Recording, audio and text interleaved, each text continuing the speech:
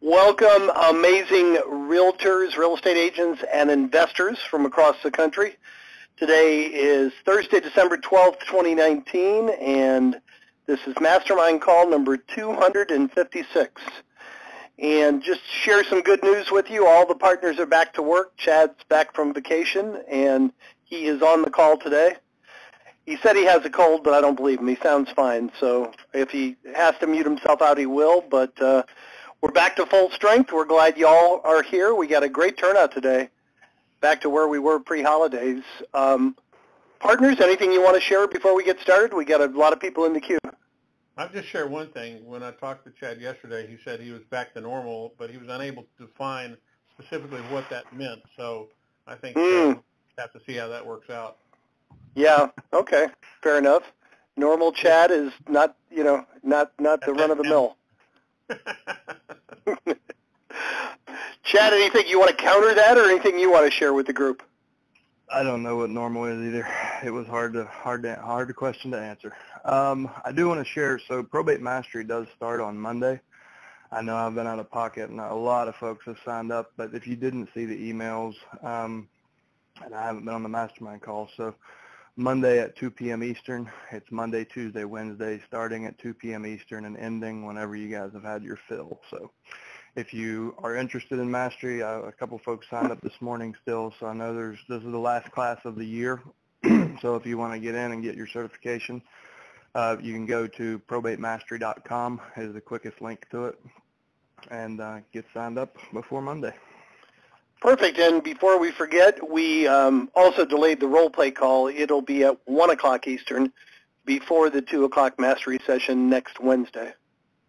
Oh, yeah. So good point. Come on and role play with us. And we now have 7 in the queue, guys. Good job. I hardly had to beg at all. Let's go to our callers. First up is phone number ending in 2455. You're up first this week.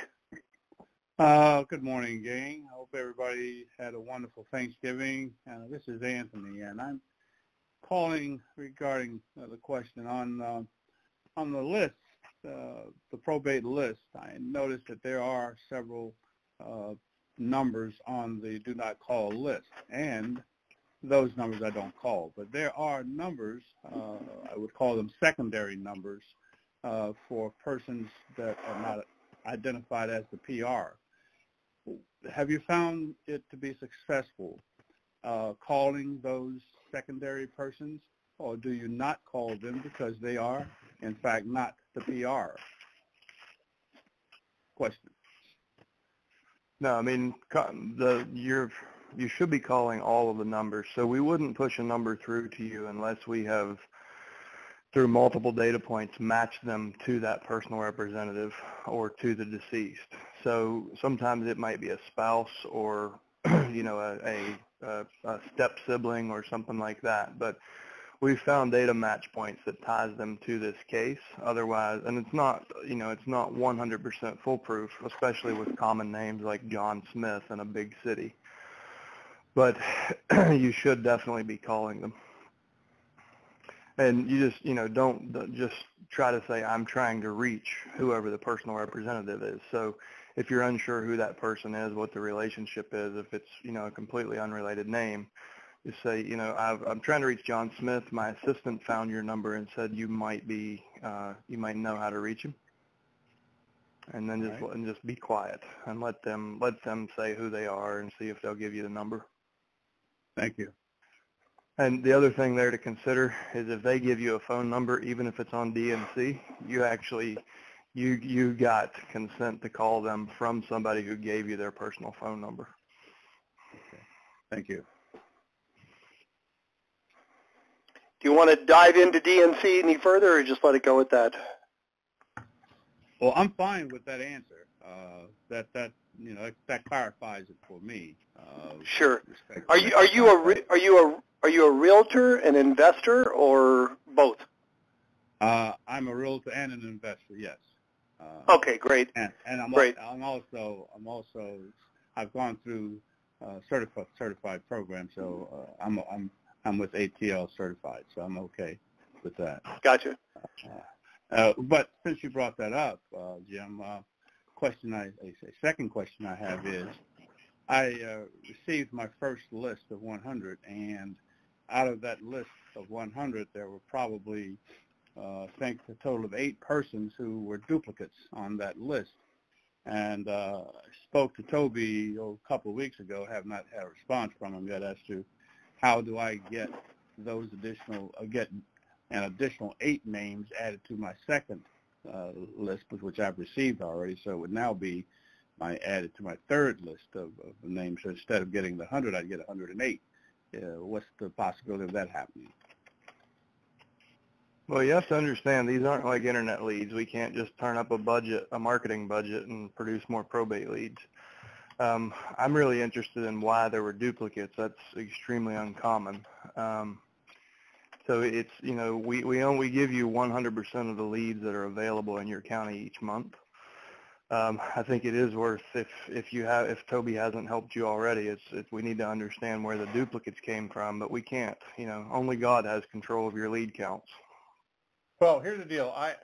I'll stop this part of it right now. I'll get with Toby after the call, and we'll find out exactly what went on there, and if we need to do something to get you squared away, we'll do that. But that's not something we're going to settle on this call, but we'll take care of it for sure. Thank you much. Appreciate it.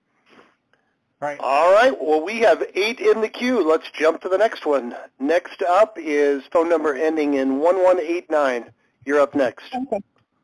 Hi, glad to hear Chad's back. And I think I talked to Jim earlier this week about the same issue. I have a probate case where the the person that passed about 3 or 4 years ago. The PR has been paying the mortgage on an empty house essentially for the last 3 or 4 years.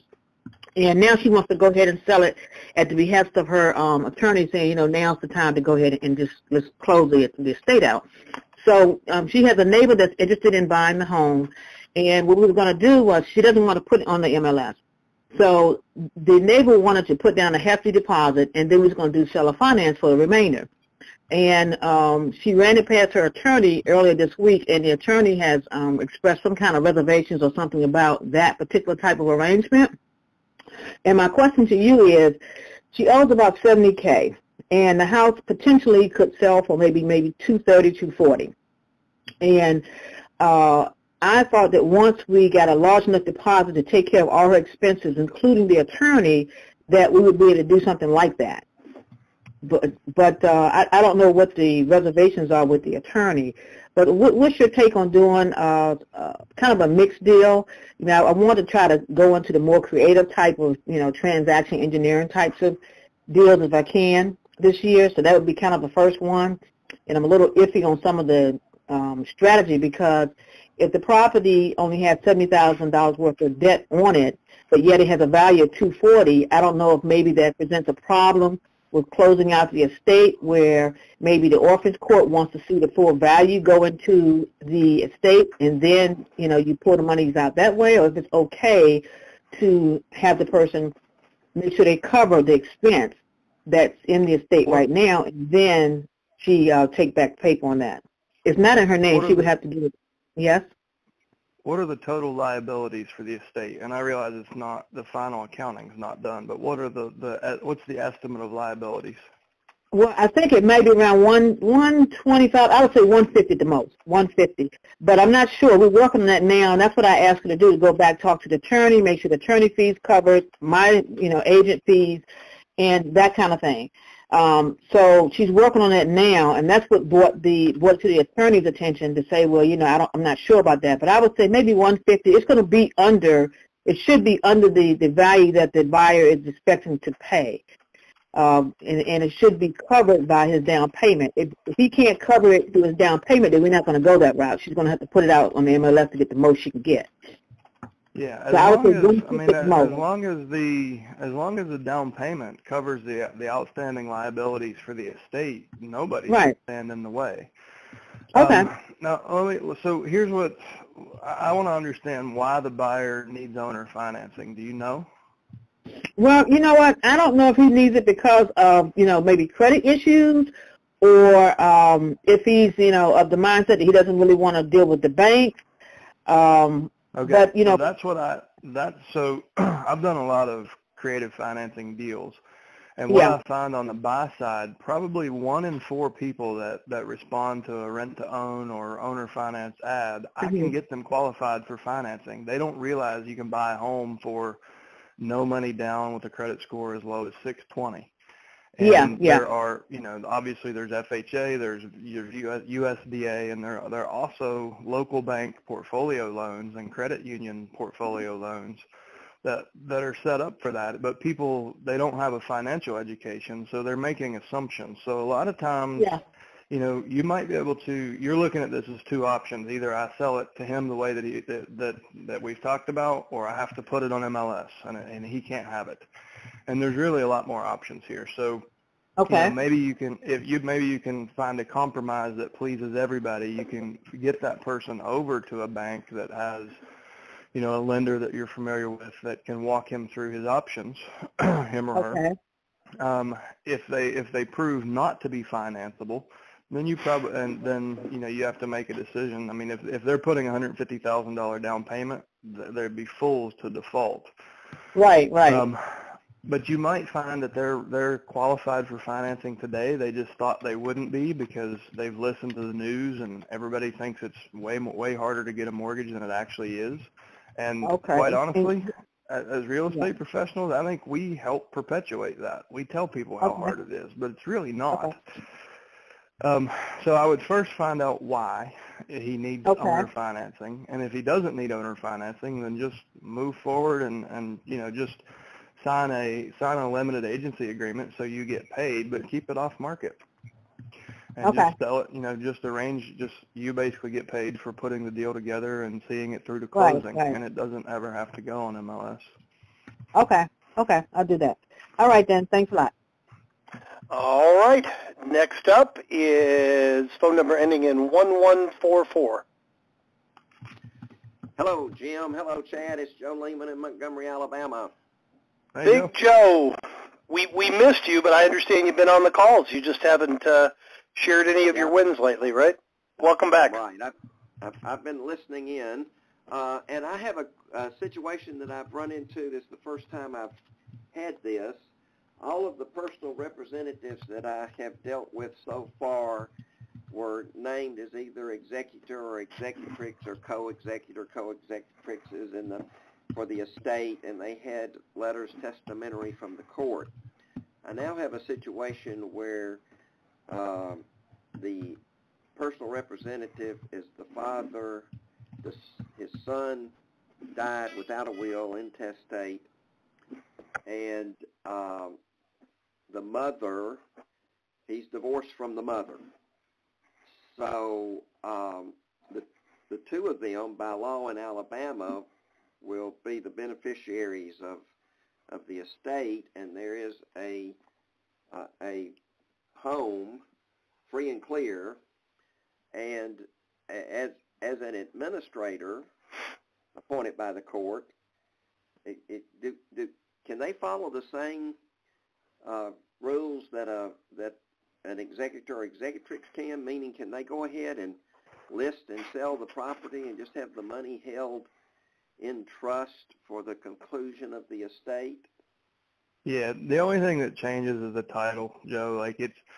So just for the benefit of everybody, when somebody dies with a will, that's known as testate succession, and that title will be executor or executrix.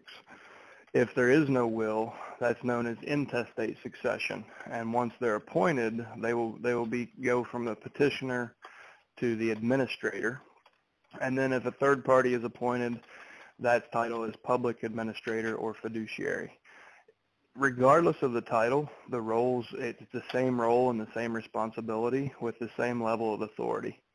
So it doesn't really affect what they can do or how you have to work with them. It's just, it's mainly just the title is more of an identifier than anything. So as an administrator, they should still get letters testamentary? Yes. They'll be the petitioner first, so they submit the petition. And then once they're granted, the authority they're granted will still be the same letters of testamentary. Right. Okay. Well, I appreciate that. most recent success story, I had a person that I had talked to from a lead set about 3 months ago. They thought that they were going to clean out the personal effects out of the property, that they could handle all that, and that they were going to get some work done to the property, and then we would talk about putting the property on the market for sale. They weren't at that point ready to meet with me or ready for me to see the property. They called early this week and said, we're not making any progress. We need your help. So I have now met with them, listed the property. We're going to sell it as is, where is, and just move it out because they're in a total state of exasperation. So even when they think they're going to be able to handle it all themselves, they quite often can't. So can I make this a teachable moment, Joe? Sure. That's called probate quicksand. For everybody listening who's ever hung up the phone and accepted the objection of why don't you call me back in a week or a month or a year, that's what's going to happen to those people. They're going to sit in probate quicksand until they sink up to their neck, and eventually there'll be so much pressure that they'll dump the asset and they'll give up a bunch of equity with it. So when you feel bad for quote, pressuring people on the phone, just understand they don't know what they don't know, and that's the path they're headed down most often. So as professionals, if we step up and lead them and pull them out of the probate quicksand, and, you know, Joe, do you think you could have gotten more equity for the home had you gotten involved a couple months ago and they didn't feel so much pressure to let you do what you needed to do? Not in this case. No? Well, and a lot of them, like a lot of folks do this, and they're like, well, we're going to turn it into a rental. Well, you know, we're going to go through and have a yard sale and do this and that. And they end up creating a lot more stress for themselves, which creates a lot more urgency, and they end up just dumping it. So what I want to underscore is just anytime you're on the phone and people try to give you that line, don't just accept it. Ask better questions. And this is a great story for you, Joe, because the next time you hear somebody say it, what's your response? That's funny. Let me tell you a story about the Smiths. Or, you know, the Smiths felt that way.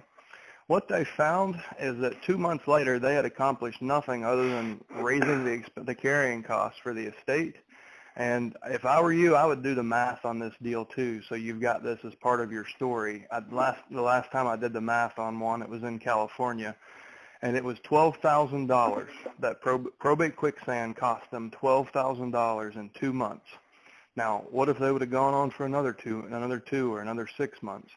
So put a number to it and use this as a story. So the next time you get that objection on the phone, you say, actually, the last client that I helped save ended up losing $10,000 because I accepted that. I told them I would wait a couple months and call them back. And let me tell you a story. But I would, you know, find ways to use that to your advantage. And everybody else on the phone, too, listen, it might not be your deal, but you can use it as an objection handler because so many people end up making the situation worse and costing themselves a lot of money because they underestimate the amount of work it's going to take to actually do this. Right. Interestingly enough, this guy called me on Monday, and he was in the ATL CRM for a follow-up call Monday the 16th. And he called me on Monday the 9th. So, but that's great. A great point to really to use this as an example for future people saying the same thing, because a lot of them just don't understand everything that they're going to have to go through. And yeah, Joe, when this one, I'm sorry, Jim. When this one's closed, I would recommend getting, if you can, get both a written and a video testimonial from them. Okay. Because that can be really powerful in helping other people over this same challenge in the future. So the next time you have a family that feels that way, say, you know, listen, I completely understand. If you flip the letter over on the back of it, you'll see a testimonial. Or if you go to this link or whatever, just have something in writing and in video that you can point other families to, because this is more, it's really common. Right, exactly. And Joe, what I was going to say, I was going to congratulate you also, make it another teachable moment that you did two things right. You picked up the phone and you called them in the first place, and obviously you made enough of an impression on them when they did need help. They called you. You know, they didn't call anybody else. Right. So, so good job there for sure. Great story. Thank you. Okay, appreciate it. All right, Ben. We'll talk to you soon. Thanks. All right. Next up is phone number ending. I was going to sing here, Rebel, Rebel. You remember that song? Rebel's up next. I hope it's Rebel. Phone number. Otherwise, I sang to the wrong person. How you doing? You knew that. I'm good. You knew the number. You knew who it was. I did. Yes, ma'am. Are you guys getting ready for the holiday? You ready? Yes, ma'am. How about you? No. Good. You're working. You know, I'm trying, but I got questions, guys. I hope. Sure. Actually, Chad talking again has reaffirmed just don't let them off of the phone so easy. Okay? So I understand that, but I guess even as well as I did with playing with Chad, I still have not quite sure what to say. But like one of my questions is, Chad, or anyone of you, how do you start a conversation when you first call up? I understand you ask for their name. And of course you get them, and then what is the correct way to ask, tell them why you're calling without saying, hey, I'm calling about your dead mom, dad, brother, sister, whatever, friend. Do you understand what I'm asking? What is the best way to say what I'm calling about at the start? We call that the probate USP, or your unique selling proposition. And what I realized early on, and what you're probably hearing, is people want to know the same four things. Who the hell are you? How the hell did you get my number? What the hell do you want? And why are you calling, right?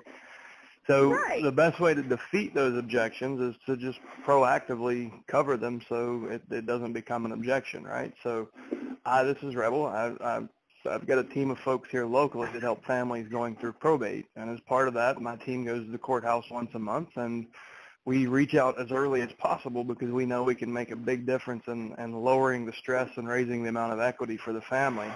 What's been the toughest thing for your family? See what I mean? How you flow that out so well. I love it. Right. Okay, So as soon as you said it, I remember hearing you say it before.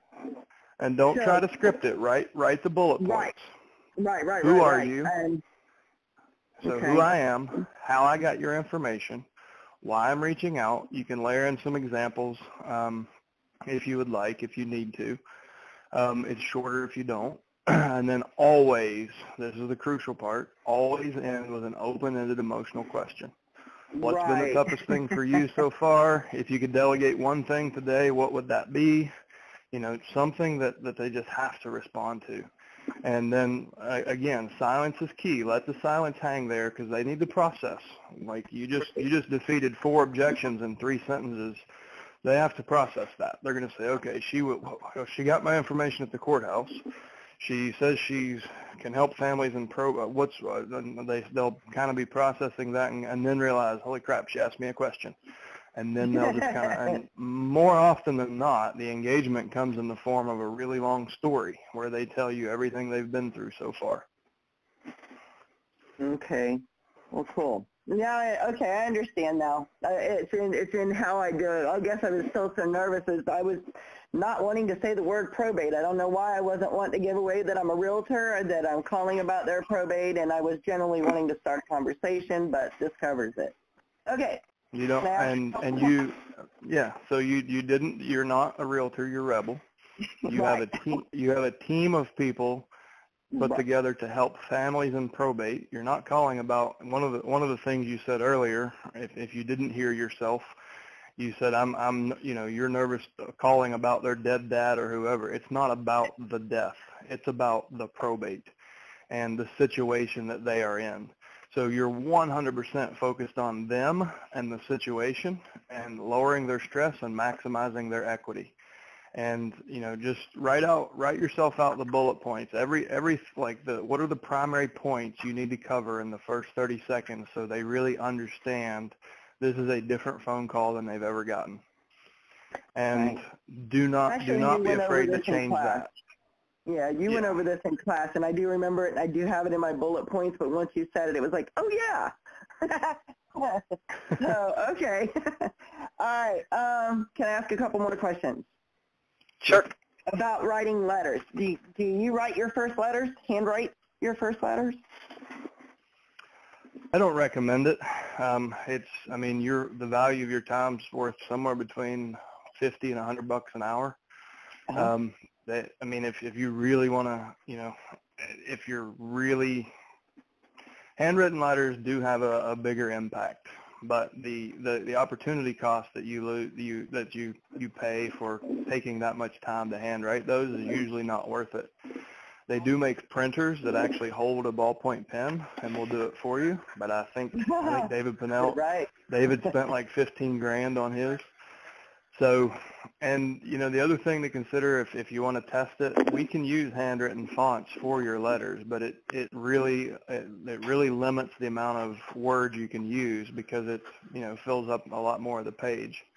Right. So we found that a typed letter with an actual signature is what works best, or to me it was nearly as effective. I started out with handwritten letters, and I designed special fonts and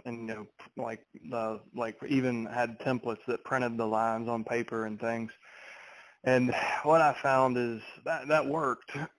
But when I would print the letter and then have it look like it was hand signed and in a hand addressed envelope, I got basically the same result. So I don't think it's worth actually handwriting all of your letters. Now, that said, Brian Buffini would be proud of me here. When you have a really good connection with someone, let's say you got off the phone and you feel like that person's not ready, but you have a really good connection with them and you can help them, then that's the time you sit down and write a handwritten note card and you mail it to them immediately. Just hang up the phone, write the note card, walk to the mailbox. And so that it can be incredibly powerful as a supplement, after you've made a connection with people, then it's worth the time to do those things. From a broadcast marketing standpoint, doing 150 of those is not a smart use of your time. But doing 3 or 4 of those out of every 150 to really, really drive home that personalized service, that's when it's absolutely worth the time. Cool, man. You answered a couple of my questions in there. All right. Well, then that's going to save me a bunch more time because I was handwriting them.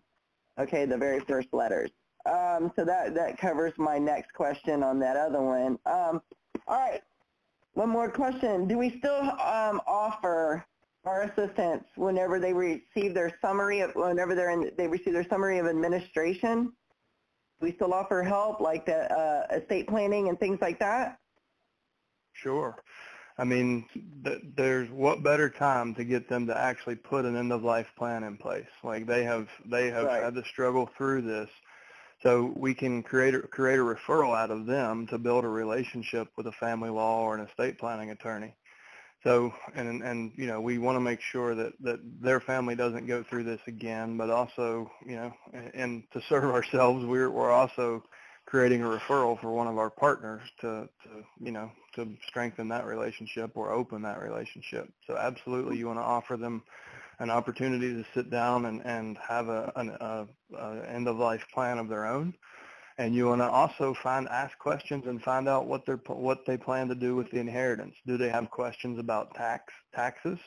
Are they interested in learning about possible investments, retirement accounts, college savings accounts? Or maybe you can make them a private money lender. You turn them into a private money lender. Go find your investor a house. They loan the money to the investor. You get the listing. They get paid back, and you create a cycle of transactions for the next X number of years. But if statistically, we know that the average family inherits $177,000. So they're going to spend that money, and you've offered a high level of service. You deserve it's not out of they shouldn't be offended if you ask what their intentions are to do with the money. They should look at you as an advisor. So maybe you help them. A lot of people also will sell the home they're living in, and they'll use that money as a down payment and the equity in their current home to upgrade and buy a much nicer home, or to buy a vacation home, or to buy a rental home. So if you can show them ways, find out what help them get an end-of-life plan and help them preserve or even grow the inheritance, that's the perfect time to do it. Okay. All right, great. If you want the long form of that, just to remind you, Rebel, the long form of that, around the middle of session 2, Mastery session 2, we kind of talked about, you remember when we talked about the 3 stages, like preparing for a sale, selling, and then after the sale? Yes. So you might want to go back through that. I kind of unpack that in detail there. Well, I'm going to be on your now. I'm going to come to the next one. You said Monday starts Monday, correct? Yeah, I'm going to be there. Just 2 more real quick. One, I guess I just stopped. I guess I should have asked more questions the other day whenever I did call somebody, and they said I have a lawyer and a realtor and I'm all set.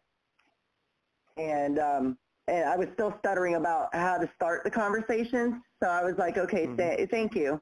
But I should feel like after listening to you earlier with the other gentleman, we should still send letters and offer but I'm a realtor, and they already have a realtor, but can I still offer my help from my team? Send them letters with that? I don't know if that's stepping on somebody's toes as a realtor, or am I still offering my team's help? You first need to qualify it. So because of the code of ethics you prescribe to, the first thing you need to know, has a listing agreement been signed? And if the answer is yes, you can still offer other services, but you're very likely to piss that agent off and get a complaint to your broker, if not the board. So depending on what the culture is like in your market, personally, I would continue to offer my services in my market. I would 100% be careful to stay away from any agency conversations. We wouldn't talk about real estate. I would just try to help them get over to my financial team and my my estate planning team. And if the realtor complained, I would be like, oh, okay, so you weren't doing this for your client? I did. And in no way, shape, or form am I going to be compensated for this, or are you going to make any less? So show me what the ethics problem is. Right. But if you're in a market where people like to tattletale, it may be best to just let it go. Okay. All right. That was it. All right. Last question. All right. Last question. Go ahead. If you have no phone numbers, can you call the lawyer? Absolutely, you should be. Okay. Cool. Because a lot of them don't have phone numbers. So, you can also Really? knock on their doors. Yep. You can knock on their doors. You can take back. Now, defending you, that's not your stuff, okay? I already talked to you about that, Tim. Yep. There's a solution for you. We'll call you. We'll call you and discuss it for sure. I am getting All there. right. I am getting there. I got your number, buddy. I promise. As soon as I'm able to, I'm on it. Okay. Rebel's out trying to make a couple deals so she could afford to get the whole system. But we appreciate that, and we will help you get there. All right. We appreciate your positive input every week. Thank you. All right, guys, we have 7 more in the queue, and it's 25 up. So I'm going to go ahead and close the queue, and we'll make sure we get to everyone in the queue. Rick, you're up last this week. And then next up is phone number ending in 5564. You're up next. Hi, Jim. It's Edwina. Hey, Edwina. So a comment, 2 comments and then a question. So I do appreciate all the extra coaching and all the things that all the leads is coming out with. I think that's going to be beneficial for everyone, so I appreciate that.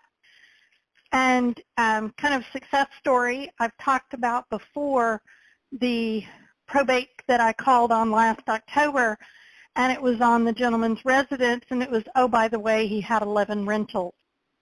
Well, we are now at the end of those rentals, finally working through those this year, and the last 2, I was able to help them renovate them and make them to where they could be purchased by an owner-occupant instead of pretty close to slumlord status is what they looked like before. And so that's been rewarding in helping them maximize their equity and their return in there. However, the other side of what I've learned is it's more work for me, and so the commission starts going up. So I'll just leave that at that, and they were not opposed to upping the commission for those two because they understood the extra work that went into them. Well, and that's then great. Good.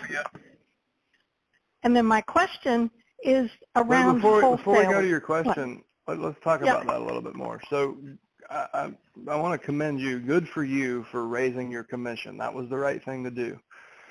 And you obviously knew how to deliver that, like you knew how to deliver it, and they saw the matching value. So many people don't do that. Like they just get so stuck in the 6% world or 5.5% world. So good for you for knowing your value and getting your value. The other thing I want to say to you, so you've spent I remember this, it's been several months. It's been quite a while you've been working on this, right? It's been, yes, these last two, their family handyman who the dad had dealt with for years and years took forever to get these done. So I kept having to mentally calculate my cost per hour. And so, yes, this one probably came right at about $100 an hour by the time everything's said and done.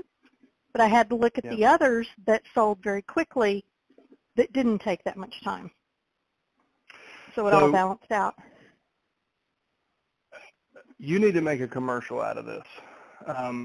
This is something I encourage people to do more video work all the time. David Pinnell released a video this past week that was about his, like he actually had some of his clients in like on site, like at the project, like documenting what they do in Fort Worth. I think this would be an amazing opportunity for you to actually hire a real video crew. And I mean, like carve out $1,500 if you have to. But this deserves a good video crew. All the family members that you've built relationships with, that you've had these conversations with, they should be there. You should run, like, you know, have an outline and get a bunch of B-reel footage into too.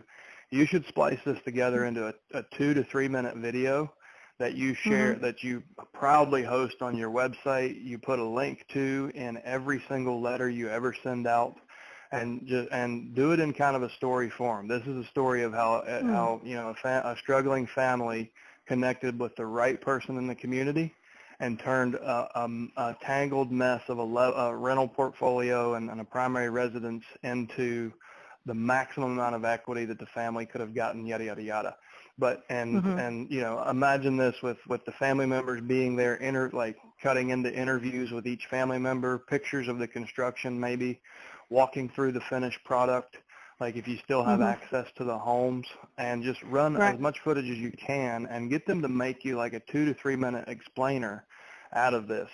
And make it emotional, put some good music behind it. But when other families, think of how other families are going to feel when they feel overwhelmed and they watch that video, and they're going to say, holy smokes, who knew there was somebody here in the community that could do this for us? And I think you should seize the opportunity while this is fresh for them and they're full of gratitude for what you've done, and you've got the commission.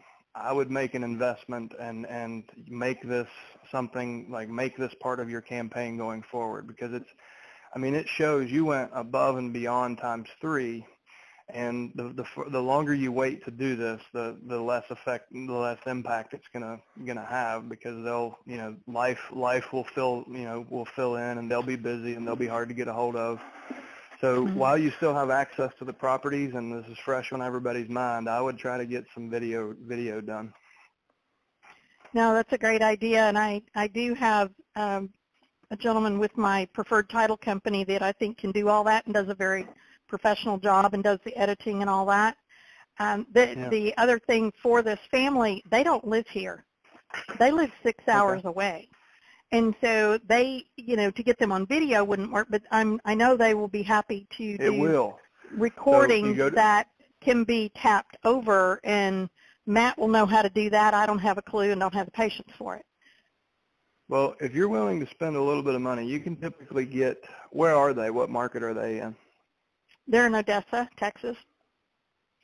So I don't know, like in most cities, you can jump on Craigslist under services, and you can find creative services people. So, like for example, Jim's in Fort Lauderdale. I was in Roanoke, and I hired a video guy for $75 an hour. He showed up with, you know, $15,000 worth of gear, and shot a video for us. So you can still get professional quality video from a distance. Okay. I wouldn't do it on Zoom or anything. This is this is a great story. And this can be really, really powerful in your business. Like, it's a huge credibility piece for you because you did this. Like, you should be proud of it. And I think it's completely worth investing in, even if you have to hire a remote video crew to go out there and interview the family and shoot. The fallback option, we actually have a relationship with OpenReel. Now, they've changed their business model, but if you have trouble finding it, let me know. There's a company that they basically will turn an iPhone into a teleprompter, and they will direct the shot. And I might be able to get them to make an exception and do this for you. So they'll actually ship them an iPhone with a light ring and a tripod and a microphone, and then they will be they'll be your professional director. So you can say, here's what I want them, you know, here are the questions I want to ask them, here, you know, and they can actually get a professional, like an HD video back, and then they'll do your edits for you. So that could be another option. And if you don't find a videographer, let me know if you need it, and I'll see if OpenReel would work with you. Okay. No, that's a fabulous idea. So yes. And then you had a question about wholesaling?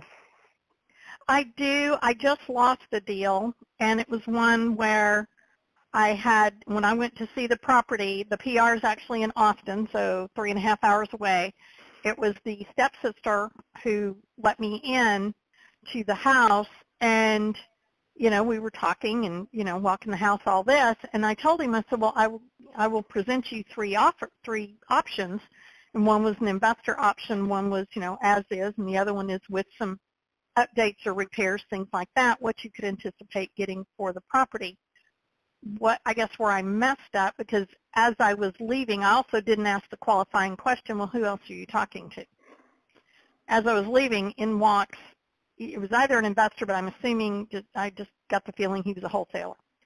And I ended up losing the deal. I mean, it took the guy over Thanksgiving, over whatever, and he finally said, oh, I'm so sorry, I should have told you we accepted a cash offer that is closing on the 16th, so it's closing on Monday. I think the piece I missed was, or the question I didn't ask was, which is more important to you, money or time?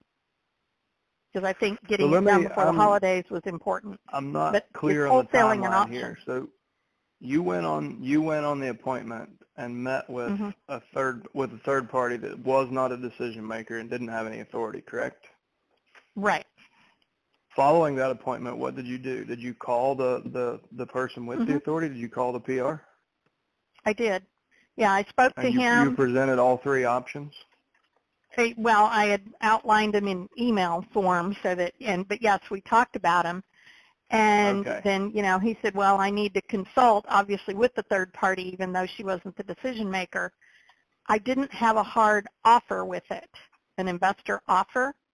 And this is where I struggle as a realtor, because I'm with Keller Williams. We just came out with Keller Offers. Our regional ownership has an investor program. They have a document they want signed up front, and I was like, well, that's not going to work with probate. They don't know me from Adam. So why are they going to sign something saying, yes, we realize this is an investment offer, blah, blah, blah. And so it brought me back around to wholesaling, and I went to a RIA event, and they talk about that as kind of your first step into investing. I still need to clear with my broker. However, you know, is that a better way to segue in? If I'm giving options, go, well, okay, here's the offer, the cash offer, and then here's what you could get, and here's what you could get. No? Okay. So how should I have handled it? Have you been through Mastery? Several times. Okay, so have you seen me explain how I use the net sheet? I have. I probably need to review it, so I'll probably sign up to go back through it again next week. So the critical mistake you made was using email as a communication tool. email is not like when communication really matters, email is the last place you want to do that. You need to either be face to face on a video conference or at least on a phone call, because you worked hard enough, you got rapport, they trusted you, they engaged with you. And email is so easy to just, like, if someone's behind, like if someone has a stronger offer than you, or if someone's talking, dragging you through the mud, trying to get the deal that way, like it's just really easy. It's easy. Email's like, it's easy to avoid. If you have to look somebody in the eye, or if they can hear the tone of your voice, it's a lot harder to lie to them or avoid them, right? And so you've got to continue, like when you leave that appointment immediately, and I mean, don't even start your car, just pick up the phone and say, hey, thanks so much for having your sister come out. Love the house. I can't wait to talk, all three of those options we talked about, I think are on the table for you. I've got to run to another appointment, but I just wanted to see when would be a good time for me and everyone that should be involved in the conversation to get on and go through those options, and then get off the phone. And I did that, but he kept pushing me. I did that, and then later he would email me going, well, can you outline everything and all that? Well, great. Well, when is a good time for us to talk and review it? And so maybe I didn't push enough on that. So I'll say this: don't ever it's rare that you're going to get deals over email, especially with competition. Right. It's tempting to give in because we have that. Have you ever read the book Sales Dogs? No. So it's the golden retriever is the salesperson that just, it's like, okay, I'll go fetch you what you want. And that's called giving up. That's called giving up control. And if you're a professional, does it make sense to give up control of all your processes? Like, there's a certain standard of service that you can offer, but only if you're in control can that process work. So when you start appealing to their needs, and he says, "Oh, just email me something, just fax it over," that's not part of your process. So you need to have enough confidence in your process because you know it works, that you say, "Well, listen, this is something that it's important because I need to explain each of the three options, otherwise they just won't make sense." And if they object, just say, okay, well, let me know when you would have time to do that call, and take a position of strength and stand your ground. Take it away. What's going to happen on his end is that it's going to be a takeaway on his end, and he's going to be like, what the hell? I want to know what she has to say before I answer these other two guys. But make them fit in your process.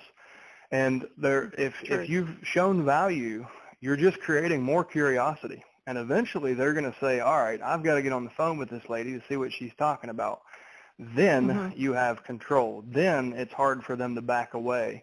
And then you can use the net sheet exercise. Okay, so based on everything I saw at the house, I think you have three scenarios. I'd first like to go back through and kind of hear what your expectations are, what your goals are, and make sure, so I can know which of these options is best for you. So why don't we start with that? Tell me, like, in an ideal world, if I could hand you a magic wand and this could all be done, what would the date be? What would the price be? Like, what's your ideal outcome?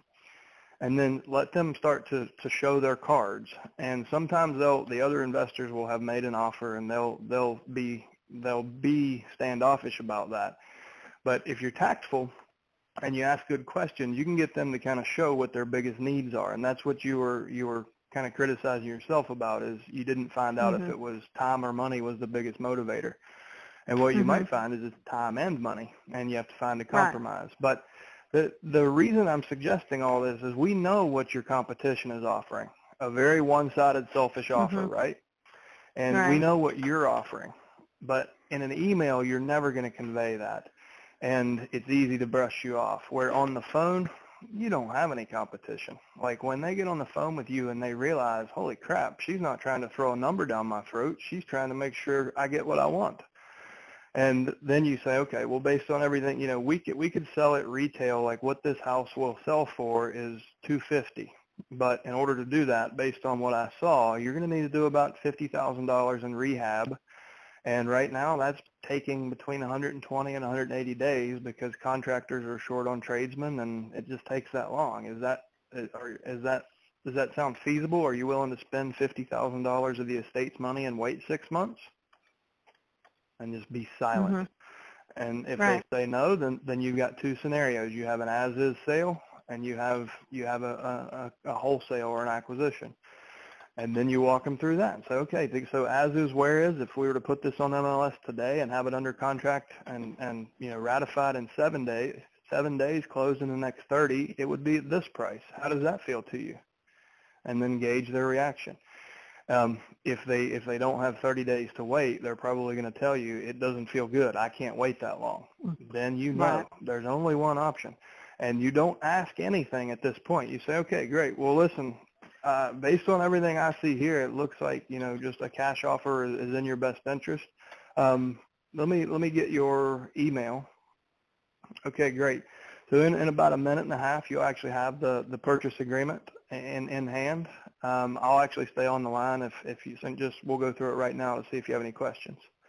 And don't ask anything. Just assumptive close. Go to DocuSign and send him the damn contract while he's on the phone, and be right there. And the additional Mm-hmm. value you've provided is going to greatly differentiate you. Your number's probably going to be in the same ballpark if you're valuing properties the way the other investors are. And it quite honestly might be a higher number a lot of times. But sit there, and if he's going to say no, let him say it to your face, right? But True. hold him in that conversation. You've done the work. You committed to doing the homework and going out there. And this is, trust me, I'm speaking from experience here. I've made this mistake more than once. I've been beat out of houses because I didn't take a contract to the appointment, because I emailed a contract and expected them to be true to their word because they said they were going to sell it to me. And I've lost hundreds of thousands of dollars doing it the wrong way. And the right way is to make them fit into your process. Make them talk to you. No, that makes sense. Now I just need to get comfortable with Zoom. So, Yeah. All righty. And so Appreciate Zoom is, do you already have Zoom? Like, do you have a subscription? I do not at this point. Is there an easier Yeah. process?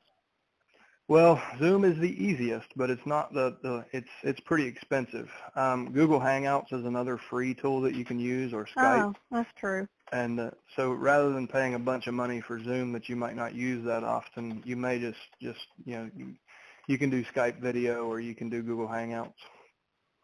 Okay, Google Hangouts would make sense.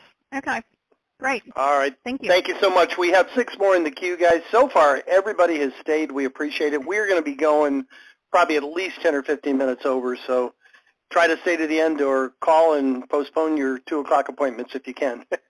All right, next up is phone number ending in 6774. You're up next. Hey, this is Joey. I'm quite a new investor, new to probate as well. And my issue is due to my time constraints, I am unable to make outbound calls, on a regular basis, like put away a couple hours a day to make outbound calls. So I was wondering, would you recommend something like voicemail drops? And if you do, should it be like the general voicemail drop that you have on your website, or should I add something in addition, maybe a website link, and mention that I have a team in place and things like that? What's your opinion on that? How many leads per month do you get? Probably, I would say about 125. Okay, so that's about 10 hours of outbound prospecting to go through one round. We find if you're calling all 4 or 5 numbers, you'll hold a call pace of about 12 per hour, including your contacts. Okay. So you've got about 10 hours. So you're saying you're taking 2 hours a day. That's 5 days of outbound prospecting to get your actual calls made without using any tools. Just to set a clear expectation. It might not be as overwhelming as you're thinking it is. So if you have 5 2-hour blocks, you should be able to get through those calls. Okay, and maybe that's a good point. I was kind of, I guess I wasn't thinking much about the amount of actual leads. Actually, I'm planning on doing 2 counties, so maybe we can, that might be doubled, give or take. Yeah. So, now, to answer your question, like ringless voicemail can be effective. There's legislation right now that will probably be signed into federal law before Christmas that is it's gonna address robo-dialing, ringless voicemail. Everything that TCPA covers is about to get tougher, and they're getting a lot tougher on enforcement, and they're putting a lot more resources toward it. So before you use ringless voicemail, robo-dialing, anything like that, you need to really understand your liabilities, and you do have them because it requires that you have an existing business relationship in the last 90 days or explicit written consent that you can use those tools. My answer is changing on this because people are getting sick of all these, the lazy telemarketing. And the government is now going after the carriers. So the carriers are going to be, which is smart, they're taking kind of the top-down approach. But also, if you do get drug into a complaint, they're going to point more resources toward enforcement.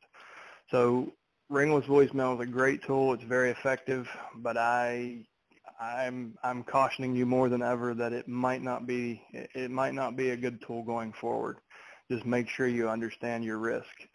As far as the message, I would leave it as general as possible. The only reason to leave a voicemail is to get a call back, not to sell anything. So, hey, this is Chad. I sent you a letter last week. Just wanted to make sure you got it. You understood why I sent it. Please give me a shout, 555-1234. As far as leaving the website there, if you have a really simple domain name, you could tag onto that. Or if you're not ready to talk, check out what we do at, SouthCarolinaProbate.com. And that could be the end of your message. So you give them two things. You give them a phone number and a very simple, domain, that web address they can go to. Right. The follow-up question is, how you mentioned some issues with the ringless voicemail. How is that different than making a straight cold call? So the difference is, the Telephone Consumer Protection Act is what the law that covers this. And basically what it says is any software that holds more than one number at the same time or has the ability to dial more than one number at the same time is in direct violation unless you meet one of those conditions I talked about.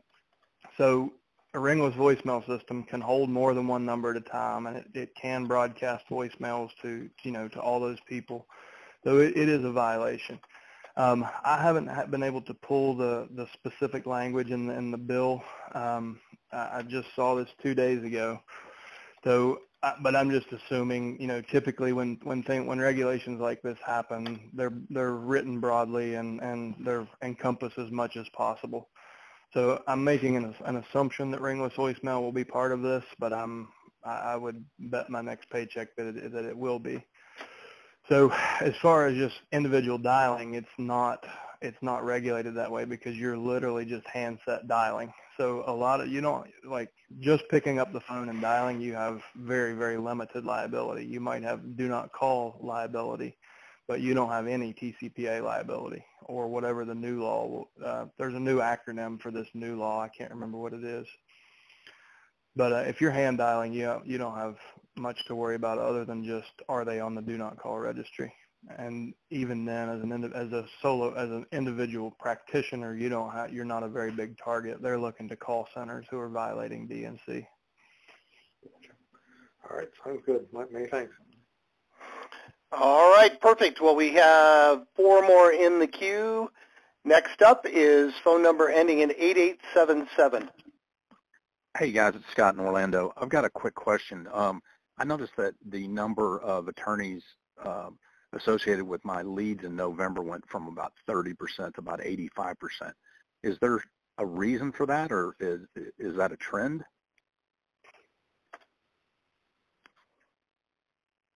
I'm sorry, what went from 30 to 85? The attorneys, the probate attorneys that are assigned to the case. When we get the leads, if there's one assigned, it'll be over on the right. And and I'm trying to, you guys know I'm trying to market this stuff so that it'll defray some of my marketing costs. But it went from about 30% of attorneys that were associated with the lead to about 85% in November. Okay. Well, 85 is more common. Like typically, at least around 80% of probates filed will have an attorney when they file. Okay. So you may have just had an off month where more people were going pro se, doing it on their own. You could have had an outlier month. How long have you been with us? Since March. And they've been around 35% since March? Yeah, they've been very low. I mean, it was noticeable. Interesting. What market are you in? Orlando. Yeah, I don't know how to explain it. Like in Virginia, I have 0% that have attorneys. In Northern Virginia, that's a climbing number, so it's somewhere around 50 or 60 now, and they might catch up with the rest of the country by the next year or so. But in Florida, pretty much, what we see, it's more common, like 80% of everywhere has them. So I don't know how to explain why it was so low in your market, but you're back in normal territory now. The good news is they have attorneys, so you have more contact information, more surface area to market to now. Right. Okay, that's all I needed. All right. Next up is phone number ending in 7772.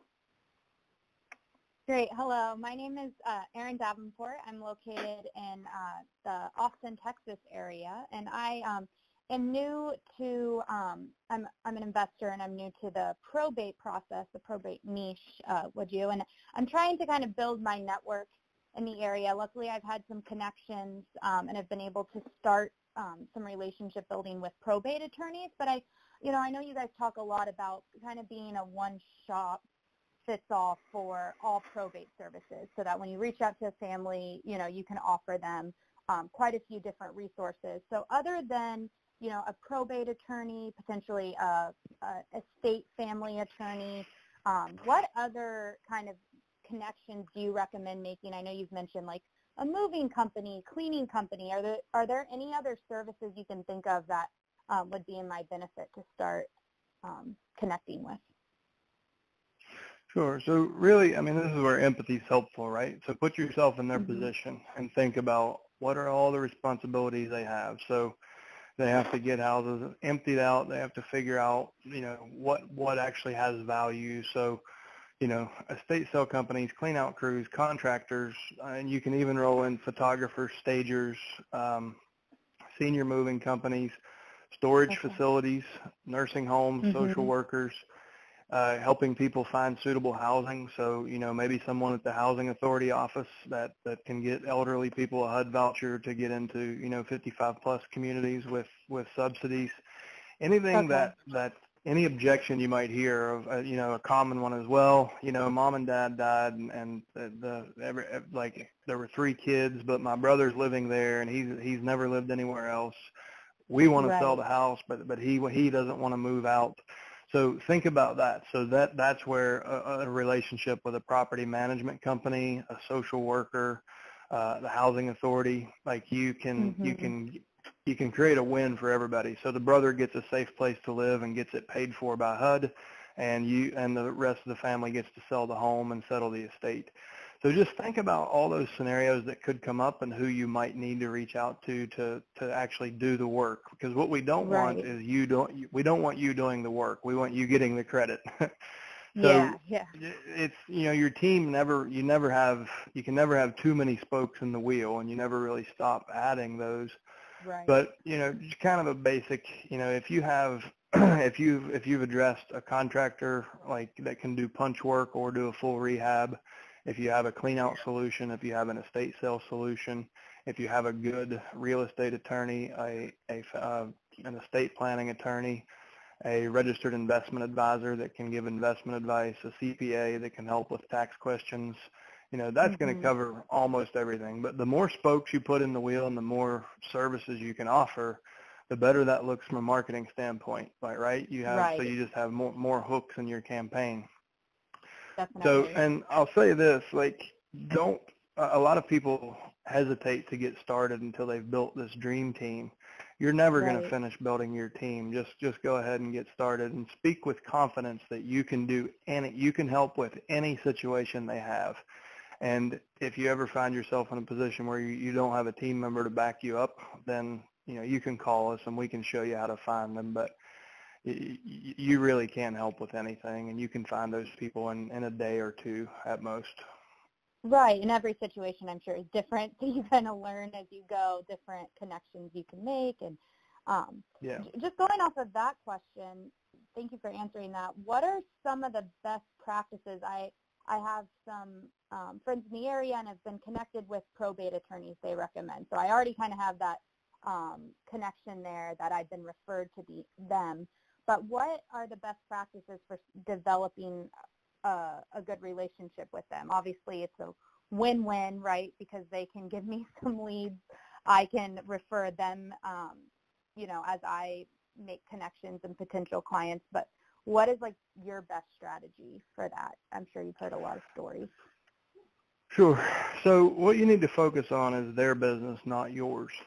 And it's the provide value first concept, the same as we try to do for the personal representatives. So you need to show them how your business directly complements theirs and picks up where they leave off. So chances are, like 99% of firms will only handle the legal aspects of the probate. So it's a good chance, better chance than not, that you can go say, well, listen, where I know you guys handle everything legal, we consider you a spoke in our wheel for all the legal aspects, and then everything that's non-legal is what our team takes care of. So, that's helping families get houses cleaned out, find suitable housing for other family members, get assets secured. It just that we focus on the situation and bring in the right team members to remedy that. So that pressure is never on your team. Our team takes care of that. So it's, you want to show them that a service now exists that hasn't ever before, but now where they leave off, there is a professional service, so it's not all on the shoulders of the personal rep. And the things that are really important, the things that are important to them is that you maximize the equity and you minimize the time, because if for every dollar you keep in the estate, they make more money. So it's in their best interest as well as the family's best interest to work with somebody who can maximize the equity in the estate. So show them how you can make the most amount of money in the shortest amount of time, which, they get paid more and they get their check faster. And what objection can they have to that, right? Now, some ideas of how to open the door with value. How long have you been in the business?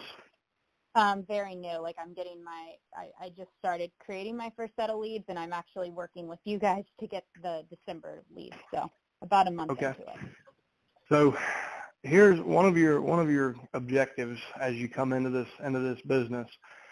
You need to, as you build relationships and people look at you as an advisor, take it a step further than anyone else does. And when you have that level of trust and people are looking to you as an advisor, ask them, do you guys have an estate plan in place? It's something that most Americans don't. And if you don't, then probate costs on average 5% of the gross value of the estate. A trust is usually $1,500 to $2,000. So it's usually 10 times cheaper for someone to establish a living trust than it is to not do anything and have their family struggle through probate and pay that 5% of the gross value of their estate. So as people trust you as you're getting into the industry, see if they're interested in having an estate plan. And when you find one that is, that becomes an A-plus referral that you go open up a new attorney relationship with, or you go reinforce an attorney relationship. So attorneys, like these estate planning attorneys, they're not allowed by law. They can't directly solicit for business. They have to rely on referrals and, kind of like seminar marketing, things like that. So if you can create a flow of referrals for them, then they're going to reciprocate. So every time you close a deal, you're helping people deal with the largest assets they'll probably ever own. So why not have a plan in place to protect those assets? And it's the same way with financial advisors. Anytime, especially when you work with probate families, they've just gotten an inheritance. So what are they going to do with that? And shouldn't they have an opportunity to sit down with a professional who can show them their options? And you can create a referral for that person. And then when they're meeting with their financial clients who have real estate needs, they can reciprocate. So just find ways to bring value to them. Most everyone that goes into an attorney's office is like, oh, hey, I'm an investor, I'm a realtor, and I'm looking for deals, and I've got this great system, and I. And what I'm proposing is a very you focused. You know, like you have a firm that helps families up until this point, and I have a firm that will help your firm. You know, and I'm fortunate because I was first starting this process off with just wholesale, and now I want to focus on probate, and I actually have my first lead, but the family's kind of in, there's 8 people who think they're in line for it. They don't really know next steps. There is not a will in place, so this could kind of be a first, I could start making that connection with the attorney through this lead potentially too. Focusing on them. Okay, that helps a lot. Thank you so much. And then just one quick question. As I'm getting these leads for my area, I was wondering at what stage in the probate process are your leads in? Are they right after the notice of once they're filed with the clerk? No more than 30 days. So we're going to the courthouse on a 30-day rotating basis calendar. So if we gather leads on the 15th, then the next set of leads you would get would be from the 16th to that date. Okay. So that there's never a time where they're more than a month old. Okay. And do you recommend reaching out to them, right away from that process? And I know you guys have mentioned this before, but I just want to reiterate it. Like, it's best to kind of be the first person that they've been in touch with, right? Yeah, I mean, you definitely want to reach out as soon as possible. A certain percentage, 5 or 10% of these will feel extreme urgency and will just want to dump assets and move on. A lot of times when they're out of state and they have multiple heirs, then nobody's got a lot to gain or lose. They just want to get it behind them. Those are the ones that tend to act really quickly. So you want to get marketing out early, but you also want to spread it across, a 3 to 6 to 12 month period, like as long as possible, because there's a lot more in there that don't feel that much urgency. They need a little more care and a little more time. But yeah, definitely, like the day your leads come, you should have mail. I mean, if you're not aware of it, we have autopilot in our system. So as soon as your leads hit your CRM, we'll trigger your mail automatically. So you don't have to manage it and kind of get out of your own way. Yep. Okay. But awesome. Well, thank you guys and I mean, so much. we have tons of folks who have been extremely successful. Like, they don't even wait for the letter to be delivered. Like, they know the mail's on its way, but they just jump on the phones. The day the leads come, they blow through the whole list. And that's good practice. I mean, and you're not going to reach them all, but you can, the more aggressive you are, the more success you'll find. Awesome. Well, we have 2 more in the queue. We're going probably on our longest call ever, but 90% of you are still here. We appreciate it. Next up is phone number ending in 5612. You're up next. Good afternoon, everyone. This is Sam Partman. I'm an agent with Keller Williams Capital Properties over in D.C. How's everyone doing? Great. Hey, Sam. How about you? Great. I'm doing great. So thanks, guys. Actually, the question I was going to ask was asked by the previous caller. I have been somewhat struggling with trying to establish relationships with attorneys. I have a few. Actually, I have a call in today to one that I sent out an email blast to a list of attorneys to establish relationships. You did talk about the value proposition, but I also heard you mention something about they sometimes cannot market for clients. So what I have been offering is the opportunity to bring something to them first and say, hey, I come across, I do seminars, I meet people in my church and other organizations that will need an estate or probate attorney, and so I'm leading a contribution. However, I have yet to have an attorney reciprocate that, and I don't know if it's what that reason is, but I have a plan. I'd like to get 4 to 5 from various numbers of attorneys. So what kind of strategy could you offer to get me to help them, reciprocate that? And then lastly, I'm a fan and a former student of the Phoenix, so I'm familiar with doing, pop-bys and things like that, but I really want to make sure that they understand this is a reciprocal relationship. I don't mind giving first, but I definitely like to be their go-to agent when it comes to probate in Washington, D.C. So just to be clear, Sam, you gave them actual referrals, like a name and a phone number, or you told them that you would speak about them in a group in your network? No, I've actually given them a referral that, so an actual connection where they could help that person. On two of the occasions, there was no asset, there was no real property involved, and so of course, there was no commissionable event, which is fine. But I need to, and I don't like to go back and say, hey, well, I gave you this or that, but how do I get them to understand that when there's an opportunity that they have someone that I didn't send to them, that they reciprocate that? So who were these people? Were these people from your church or past clients? Exactly. One was a former classmate, and the other was someone from my church. Correct. Mm-hmm. Okay. So what I would recommend is a follow-up campaign. Call the referral first and see how it went. Okay. And make sure that they feel good about what happened. If it went well, then you call that attorney and you compliment them and you thank them for taking care of your folks and you re-engage. And you're not calling to ask for anything. You're just calling to thank them. It's, again, value first, right? And they're human. I mean, they're going to understand, oh man, that guy sent me that deal and I forgot to send him one back. Like it doesn't need to be said usually.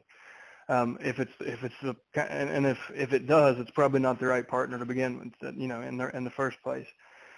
Okay. If it went poorly, then you call and you say, listen, I just talked to my classmate. He said he tried to set up an appointment with you. I think it fell through the cracks. Can you remember to get back to him today? And just remind him that you're there and that it was a real referral. So if I were you, I would reconnect with your referrals first, get the story, see how it went, and then reconnect with the attorney. And last question, so so if you sent this particular attorney, and I agree with you 100% on everything you say, and you sent that attorney one or two people, the transaction went well, would you send them another referral knowing that they didn't reciprocate it? Or should I be teaching them maybe a better way to refer people to me? I think that's where I kind of struggle without saying it, obviously, outright. How do I get them to understand that, I'd love for you to be able to do the same for me? Yeah. Is this an attorney you're targeting because of the volume of business they're doing, or? Yes. Yeah. And a lot of them have other agents they're working with, and I've said to them, well, is your agent, the person that you're working with, are they sending you referrals or are you sending them referrals? I'm looking to give you a referral up front. So, I don't mind leaving the country, so I'm not going in their office asking to give me all of your business. But if you have so this is probably going to be different based on your personality type, but I think that, assuming that attorney did a good job for the referrals that I've sent them, for the next referral, I would call and say, listen, I talked to John and Sally, and they were really happy with what you've done. But I will say this: I have a lot of attorneys that send me business, and I have a referral right now, but I'm struggling a little bit because I kind of feel like I owe these other guys. They've sent me a bunch of deals, but the referrals that I sent you are really happy. And you don't have to say it, but he's going to read between the lines, right? Like other attorneys are sending me business, and I feel guilty giving this one away to them because I really trust you. I love that. Okay. That's powerful. I love that. Okay. I have that strong personality, so I could say that without smiling. Yeah.